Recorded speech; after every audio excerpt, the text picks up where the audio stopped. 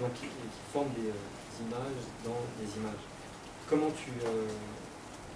est-ce que ces images, ces tatouages sont aussi... Alors, je suppose que tu les as pris en connaissance de cause pour certains, mais peut-être pas tous. Peut-être que tu as, quand le tatouage est sur une épaule, est moins central que quand tu prends directement, voilà, par exemple celui que tu viens de passer là. Il y en a d'autres. Oui, il y en a d'autres. Voilà, par exemple celui-ci, ceux-là. Ouais. C'est peut-être pas forcément dans un premier temps les tatouages que tu prends, mais elles deviennent évidentes dans un second temps. Qu'est-ce que ça crée comme... Il y a un photographe, Lewis Hine, qui cite Sontag, qui disait « Si je pouvais raconter l'histoire avec des mots, je n'aurais pas besoin de trimballer un appareil photographique. » C'est peut-être une manière aussi de, quand tu photographies des images dans les images, de donner du sens, un supplément de sens, sans justement avoir besoin de recourir à la parole, aux mots. Oui, bien sûr. Parce que tu citais les caractères chinois, les tatouages, etc. Il y a beaucoup d'amis taïwanais qui m'ont dit mais tu comprends quand le chinois là, que tu as mis dans ta photo, ça veut dire good morning breakfast, ou, etc. Ce genre de choses. Mais oui, bien sûr, je peux lire. Et c'est pas le... C'est très intéressant parce que beaucoup d'amis taïwanais lisent littéralement les caractères présents dans mes photos et s'y arrêtent. Alors que ce qui m'intéresse, c'est la graphie en tant que telle et le style qui est utilisé pour créer, le style utilisé et la valeur culturelle de ce style qui existe en tant que tel, etc. Et c'est pas, comment dire, les noms de magasins ou ce qui m'intéresse, c'est la forme pure et non pas ce qui est dit. Et parce que pour moi, ça a une valeur, c'est un potentiel scénaristique au sens où le type de graphie utilisé dans telle enseigne, dans tel signe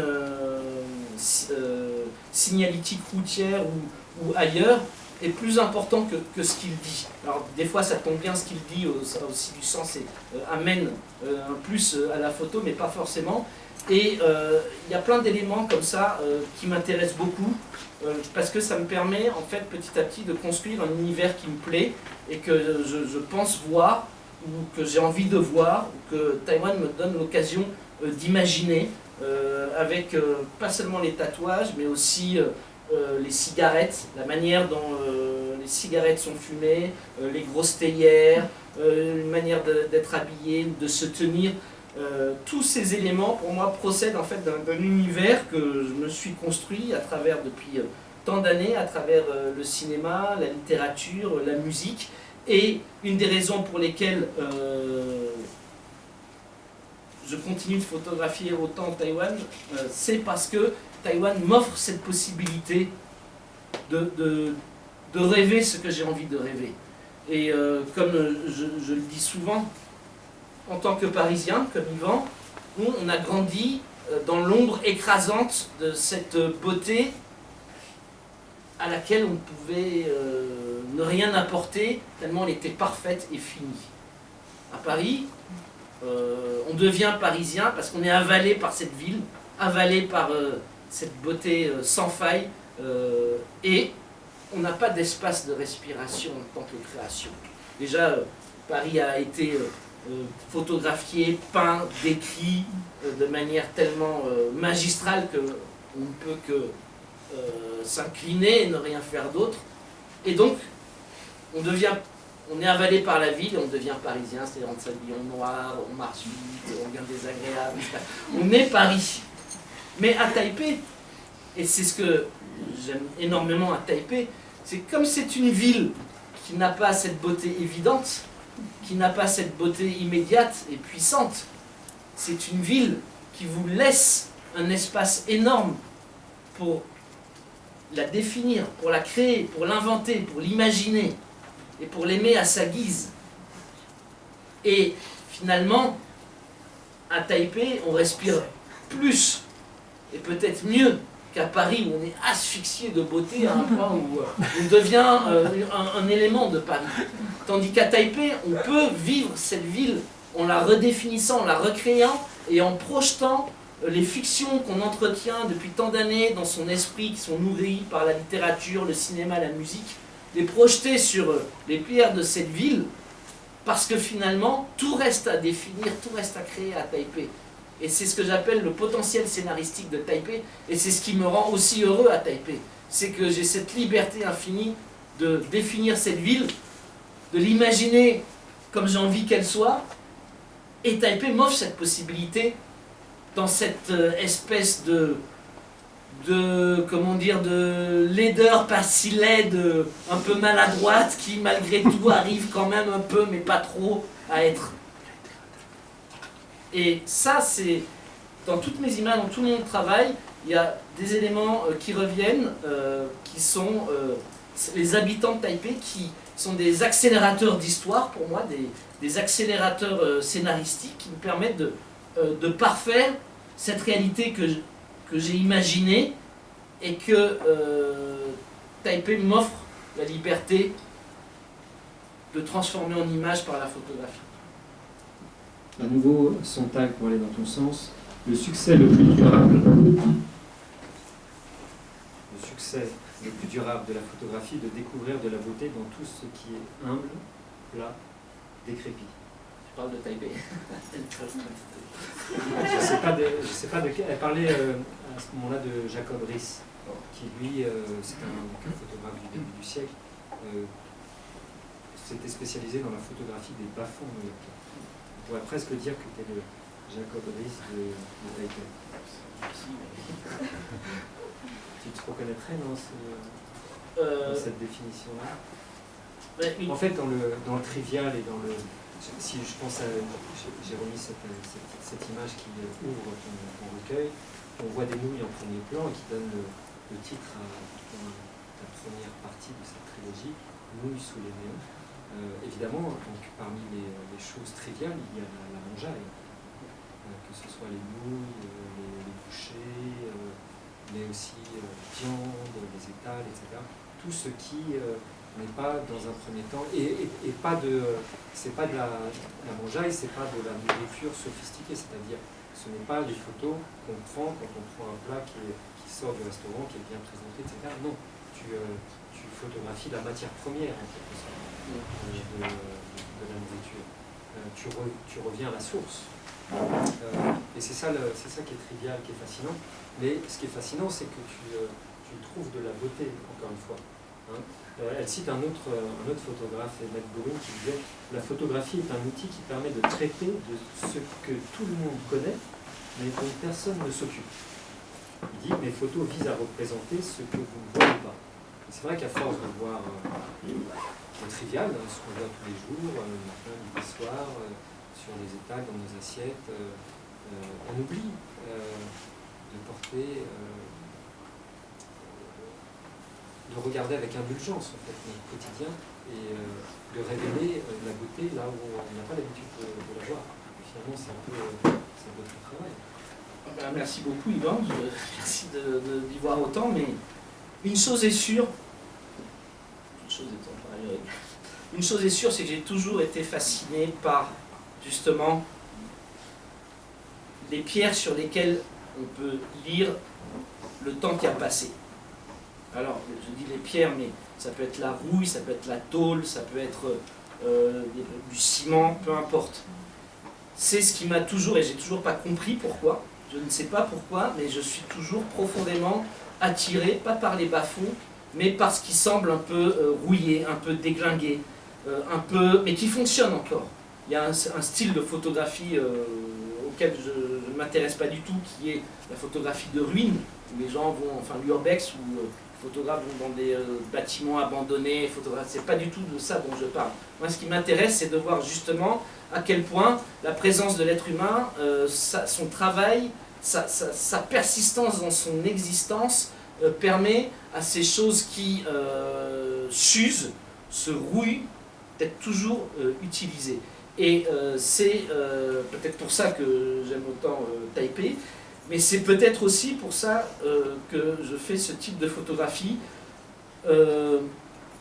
C'est très difficile d'expliquer cette fascination que j'ai toujours entretenue, presque même depuis pas l'enfance, mais l'adolescence, je ne sais pas pourquoi. Et c'est peut-être parce que dans ce qui est usé, rouillé, mais qui fonctionne encore, dans ce qui est un peu brinque-ballant, mais qui fonctionne encore, dans ce qui a duré au-delà de son temps, au-delà de son âge, de ce qui est encore présent malgré l'usure du temps, finalement ça révèle oui, la persistance de l'être humain à vivre en fait. Et j'y vois beaucoup de poésie. C'est assez mystérieux, d'ailleurs beaucoup de gens, d'amis se moquent de moi en disant il suffit que ce soit rouillé pour qu'il aime bien. Mais c'est vrai en fait, c'est tout à fait vrai. Et je ne sais pas pourquoi, mais c'est une réalité. Est-ce que c'est pas lié à la résonance des mots eux-mêmes? Quand tu dis, pour cette photo qui inaugure la partie nouilles sous les néons, est-ce que les mots ne sont pas un déclencheur, en fait, un déclencheur poétique? Tu parles de rouille, peut-être de nouilles, néons, rouille. Est-ce que ces évocations-là, boucher le clair de lune, ne sont pas des déclencheurs des générateurs d'ambiance. Ouais, déclencheurs d'obturateurs en fait. Il y a un double effet où les mots n'opèrent pas techniquement dans l'appareil photo, mais dans l'imaginaire, en revanche, ils sont déclencheurs de quelque chose. C'est tout à fait exact, et ça procède de ce monde imaginaire que j'entretiens à travers le cinéma et la littérature, et dont j'ai pu trouver certaines traces à Taïwan. Et effectivement, l'idée d'un objet, les mots qui y sont associés, sa fonction, etc., pris en photo, peuvent peut-être conduire effectivement vers ces lieux oniriques que j'affectionne. C'est tout à fait possible, mais le rapport entre les mots et l'image en fait est assez ardu et un peu compliqué, parce que le photographe veut se passer de mots, mais en même temps, si ce sont les mots qui déclenchent la vision et finalement l'obturateur, c'est comme un peu un adultère vis-à-vis de l'image, mais en même temps, les deux se parlent dans mon esprit, et les plaisirs de l'écriture et de l'écriture photographique, la prise de vue, en fait, sont tout à fait, sont différents, mais sont aussi satisfaisants, en fait. Et à un moment donné, les deux, ces deux parallèles, fatalement, se croisent, se décroisent et se recroisent. Donc effectivement, oui, il y a... Dans ton imaginaire, il y a un imaginaire criminel. On voit l'arme de crime, là, ici, en gros plan. Et puis on voit des corps qui sont dépecés, qui sont on voit le criminel, on voit l'arme du crime, et on voit les victimes aussi, qui sont les corps. On ne peut pas s'empêcher, dans la noirceur que tu décris, et dans ton introduction, dans ta façon de décrire, il y a l'imaginaire du roman policier qui est toujours très présent. Oui, le potentiel scénaristique, c'est un potentiel scénaristique presque policier.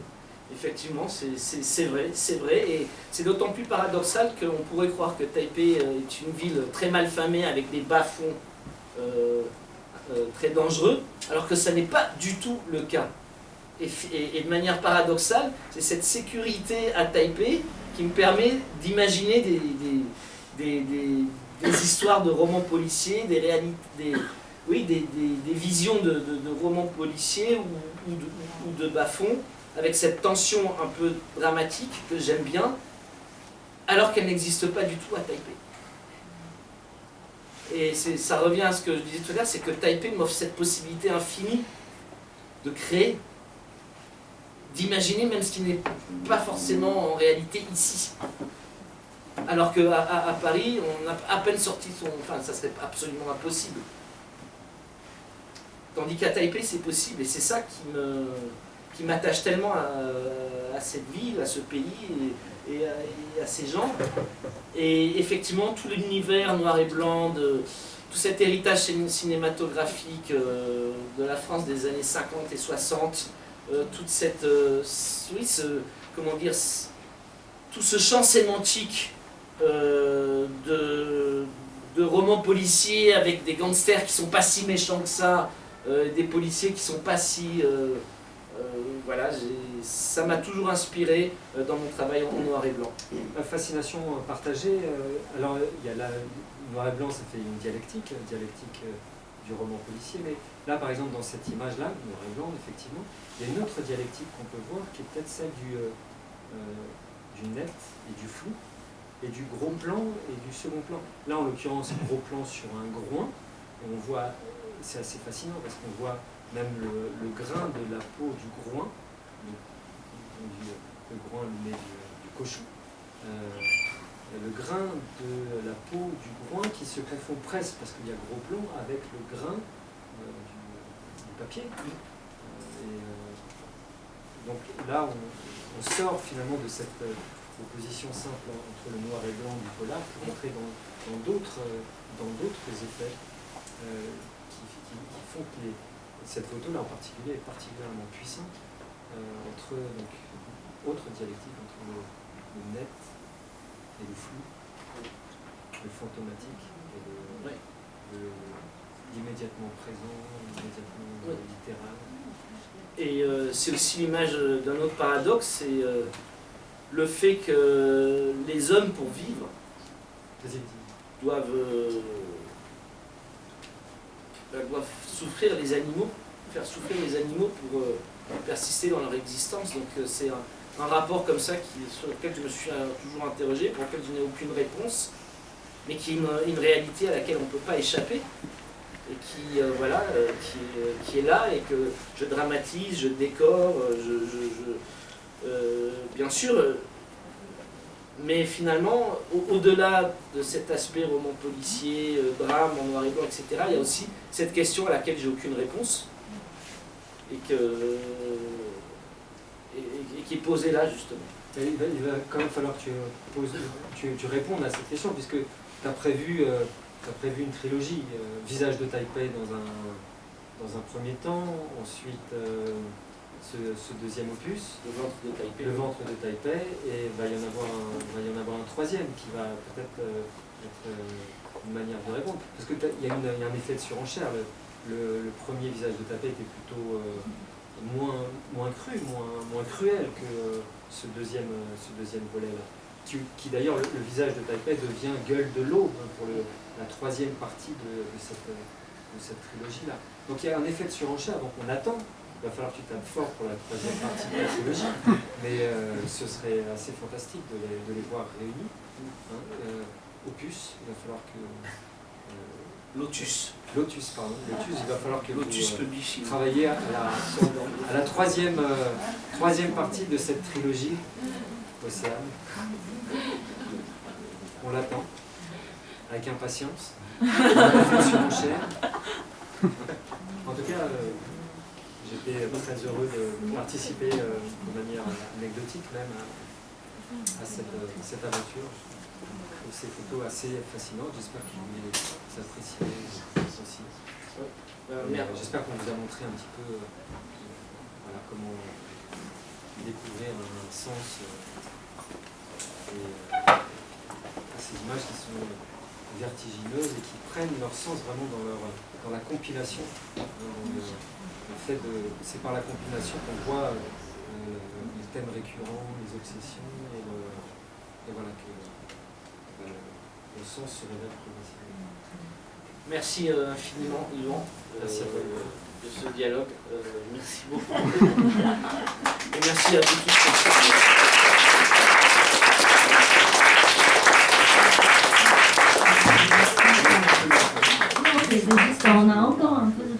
des questions. Ah, alors, 3 questions.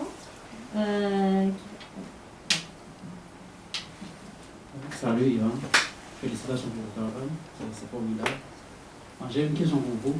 Concernant les titres de votre livre, vous avez dit il y a une place en France qui s'appelle Le Ventre, ou qui s'appelait Le Ventre de Paris, n'est-ce pas? Oui. C'est ça qui vous a inspiré le nom, selon à cet ouvrage. Oui. Mais j'ai l'impression que Le Ventre de Paris, c'est un espace en France, mais Le Ventre de Taipei englobe Taipei dans son ensemble. Dans ce cas, pourquoi pas le ventre de Taipei ne serait pas le ventre de Taïwan?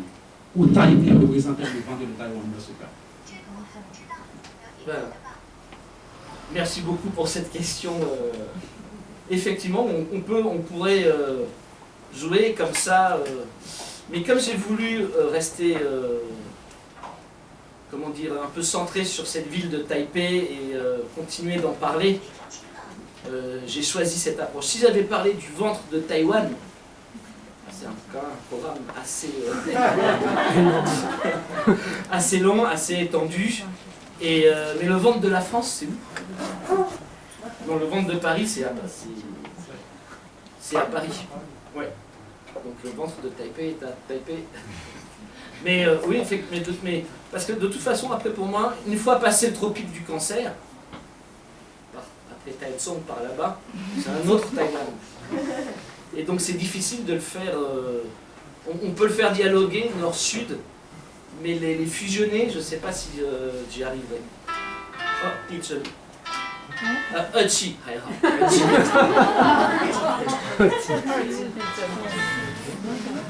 non. Ameota. Amida. On a encore lancé des questions avant votre volontaire. Qui a encore des questions? 5 secondes, 4, 3, 2, 1. Non, pas de questions? C'est un royaume. Voilà, il est passé. On est bien en sécurité maintenant. Alors, qui a encore des questions? Juste pour répondre quand même à cette question, le ventre de Paris fait référence à un endroit précis à Paris qui est les Halles de Paris, qui ont été détruites, et au roman de Zola, le ventre de Paris, qui se passe dans les Halles de Paris. Et donc, comme Hubert décrivait le marché de Wanrois, l'analogie marchait bien. Parce qu'il y a dans les deux cas, il y a un lieu central dans la ville qui a pour fonction d'alimenter l'ensemble des habitants de cette ville.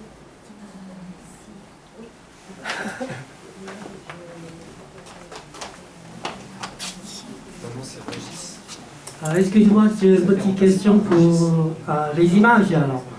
Parce que les images, comme par exemple le boulangerie, c'est ça? La boulangerie. Ah non, pardon, boucherie. Ah oui. C'est la boucherie, plutôt, c'est un métier parce que presque tout le Taïwan. Ils travaillent à minuit à partir de 3 heures jusqu'à du matin. Oui, c'est ça. Non, 3 heures. À partir de 2-3 heures. Oui, et je me question parce que c'est le lecteur, vous avez organisé ce bouquin. Votre lecteur sera taïwanais ou bien français? Ah ben c'est une très bonne question. Parce que les images, pour nous, les Taïwanais, par exemple en France, si les images, le ventre de Paris, aussi le bâtiment Paris, etc. Par exemple, pas le chocolat, etc. Ou bien le bâtiment, le logis en Provence, c'est tout à fait différent. Mais seule boucherie, il s'assiste à presque tout à Taïwan. Oui, bien sûr, bien sûr. Ouais. Oui. Mais c'est à Taipei que quand on lit les deux bouquins, c'est des images, pour nous, c'est tout. C'est plutôt le ventre de Taïwan. Oui, mais c'est à Taipei que je les ai Et pourquoi à découverts. Taipei? Parce que Wanhua Pifa se Le marché de Wanhua, c'est à Taipei. Ah bon. Et c'est sur le chemin du ventre de Taipei que j'ai croisé ces bouchers. Même si, bien sûr, on en trouve partout dans Taïwan. Mais Taipei, c'est la capitale. Et ils sont encore là dans la capitale. Et puis, c'est là à tout le monde. Oui. Tout le monde. Oui, oui. Et puis en plus... Plutôt en français. Le français, c'est tout. Oui. Et en plus, ils nourrissent toute la capitale. Mhm. Ceux de Hualien ou de Yunlin ou de Pingtung, Mhm. bien sûr, ils sont tout aussi honorables, mais ils nourrissent moins de gens. Mais oui, oui, bien sûr. Mais de toute façon, on peut pas. C'est justement le sens. Enfin, à partir d'un moment donné, il faut bien quitter la réalité et commencer à rêver, parce que on n'en sort pas. Et donc, c'est pas un documentaire précis, vérifié, avec une approche scientifique. Ça pourrait l'être. Il y en a un petit peu, mais pas que ça. Et justement, c'est pour ça que j'ai intitulé le titre du texte qui accompagne ces images Pincer la corde de la réalité Ouais. et écouter son écho. Mhm. C'est-à-dire que je pars d'une réalité qui est documentée, qui existe, qui est réelle, mais j'essaye de la transformer pour qu'elle soit la plus conforme possible à ce que j'imagine entre mes deux oreilles, dans mon cerveau, Ouais. quelle que soit la réalité de départ. Donc, à votre avis, ce sera, bon, lecteur sera taïwanais ou bien français? Eh ben, j'aimerais bien la planète entière. Non, mais, D'accord. en fait, j'ai jamais pensé à m'adresser Oui. à quelqu'un en particulier. Ah. C'est vous qui m'avez choisi, c'est pas moi qui vous ai choisi. Il se trouve que les Taïwanais aiment bien, et les Français aussi peut-être, mais j'ai de la chance qu'ils aiment bien. Mais je me suis pas dit, je vais faire un livre, alors uniquement pour les Taïwanais, mais de Taipei, parce que les autres plus tard.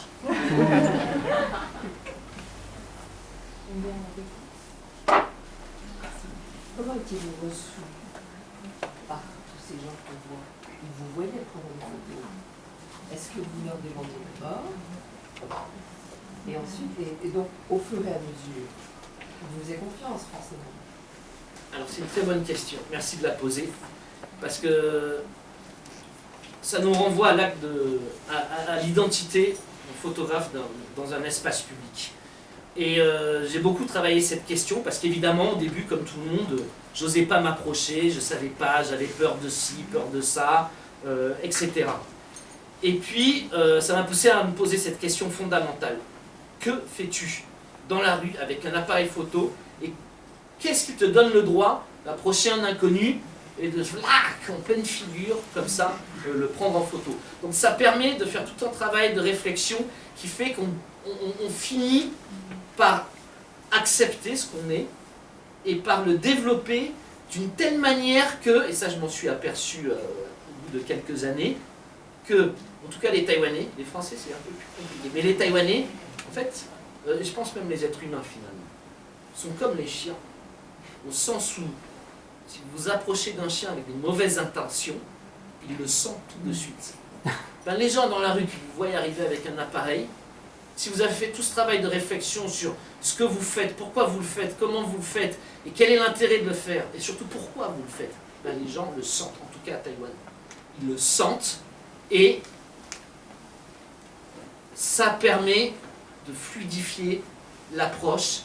Ils ne se sentent pas mis en danger, ils ne se sentent pas menacés, parce que les photos que je veux prendre ne sont pas des portraits volés comme ça à la va-vite où je m'enfuis. Mais pour moi, c'est un véritable partage avec quelqu'un où l'espace de 5 secondes très précieuses, on partage cette unité de temps et d'espace comme ça, fugitive, et c'est pas un vol, c'est pas un viol, c'est un partage. Et les gens le sentent. Et les gens, finalement, surtout la nuit, ceux qui travaillent, finissent par être relativement indifférents. Et c'est parce que j'ai fait un très très gros travail d'approche sur moi-même, sur la manière d'être sans être vu, de pouvoir être présent sans gêner, et de pouvoir inspirer confiance, voire complicité, sans intervenir. Évidemment, pendant longtemps, les gens bonjour. Enfin, j'ai beaucoup d'histoires comme ça, où les Taïwanais